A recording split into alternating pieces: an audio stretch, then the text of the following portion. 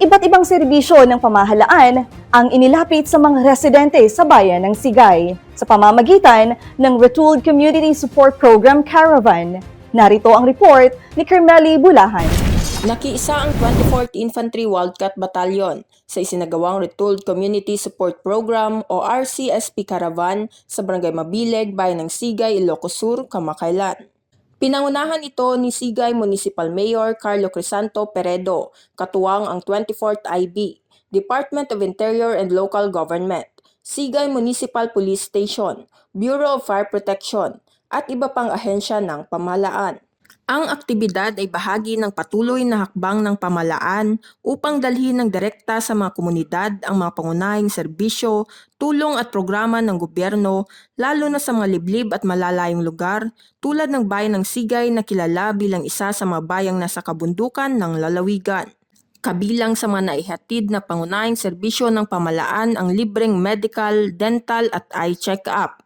Gayon din ang pamamahagi ng libreng gamot at bitamina. Naghatid din ng libreng gupit ang Wildcat Troopers para sa mga residente ng komunidad.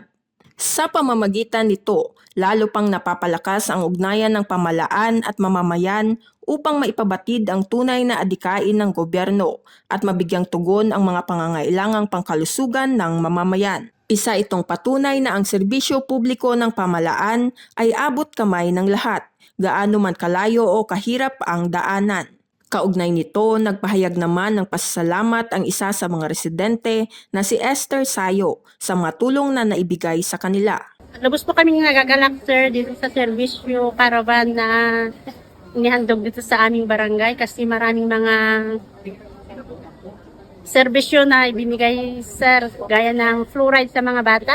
Samantala, ayon kay Lieutenant Colonel Jesse Baroga, Commanding Officer ng 24th IB, ang aktibidad ay higit pa sa pagbibigay ng tulong. Ito ay pagpapatibay ng tiwala at pagkakaisa. Ang matagumpay na pagsasagawa ng RCSP Caravan sa Sigay ay nagsilbing halimbawa ng mabisang pagtutulungan ng sibilyan at militar.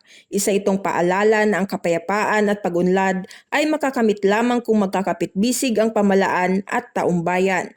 Mula rito sa impila ng Wildcat Battalion, ako si Carmeli Bulahan, ang inyong pamilyang kaugnay para sa matatag na hukbong katihan ng Pilipinas.